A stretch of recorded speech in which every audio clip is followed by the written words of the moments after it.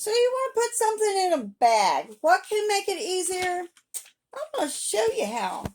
You got all you canners out there? Do you got one of these? You can use that. You can use that to hold up your bag to put stuff in. Let me turn the camera around. Let me show you. All you got to do is fold the edges over and put one there. And then put one on the side, on the other side. It's hard to do this one-handed.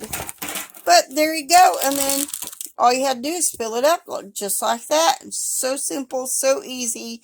Just a kitchen tip for y'all out there. So keep learning how to make those things from scratch, and God bless.